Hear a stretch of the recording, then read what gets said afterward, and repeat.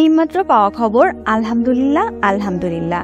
1 মাস রোজা রাখার পরে আমাদের সামনে এসে হাজির হয় ঈদ উল ফিতর, অর্থাৎ ঈদের দিন। আর এই ঈদের দিনকে কেন্দ্র করে অনেক মুসলিম প্রধান দেশগুলো চাতক পাখির মতো তাকিয়ে থাকে সৌদি আরবের দিকে। আর সৌদি আরব ঈদকে নিয়ে কি ঘোষণা দিবে তার উপর ভিত্তি করে সেই দেশগুলোতে ঈদ উদযাপন হবে। কিন্তু এবার সৌদি আরব খুশির সংবাদ দিল পুরো মুসলিম বিশ্বকে, যার জন্য বাংলাদেশ, পাকিস্তান, কানাডা, এমনকি ইন্দোনেশিয়া অধীর আগ্রহে বসেছিল। আমরা সবাই এ বিষয়ে অবগত যে সৌদি আরবের পরেই বাকি দেশগুলোই ঈদ উদযাপন করা হয়, অর্থাৎ একদিন পিছিয়ে বাংলাদেশ, পাকিস্তান, ভারতে ঈদ উদযাপিত হয়। কিন্তু তারপরেও অনেক মুসলিম প্রধান দেশ এবং সেই দেশের মানুষেরা দৃষ্টিনন্দন হয়ে অপেক্ষায় রয়েছে যে আসলে কি এবার 30টা রোজা হবে, আর 30টি রোজা হলে কি 11ই এপ্রিল হবে ঈদ। তবে এর আগে দেখতে হবে সৌদি আরবই কি 10 এপ্রিল ঈদ করছে।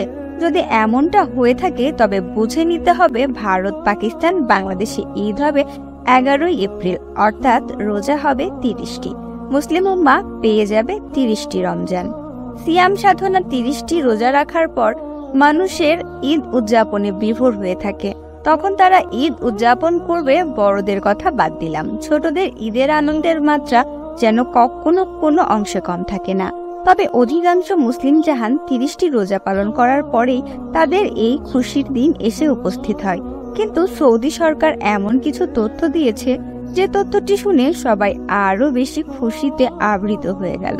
সৌদি সরকার জানিয়েছে বুধবার ঈদ হতে যাচ্ছে। যখন এই কথাটি ভারত, পাকিস্তান, বাংলাদেশ জানতে পারল তখন তারা আনন্দে দিশেহারা হয়ে গেল।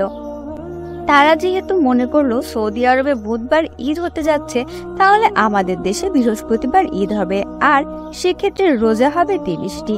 আসলে কি এটি সত্য? সৌদি আরবে বুধবারে ঈদ হতে যাচ্ছে? সৌদি আরবের নাগরিকদের আজ সন্ধ্যায় পবিত্র শাওয়াল মাসের অর্থাৎ ঈদের চাঁদ দেখার আহ্বান জানানো হয়েছে।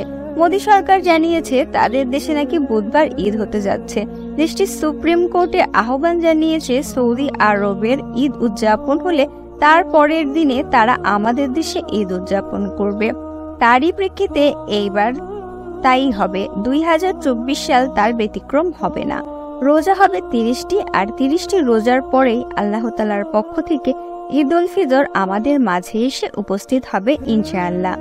তো বন্ধুরা, এই ছিল আমাদের আজকের ভিডিওটি কেমন লাগলো জানিয়ে অবশ্যই কমেন্ট করুন। ভিডিওটি ভালো লাগলে একটি লাইক করুন, আর যারা এখনো আমাদের অবাক পৃথিবী চ্যানেলটিকে সাবস্ক্রাইব করেননি এখনই সাবস্ক্রাইব করে দিন। ধন্যবাদ।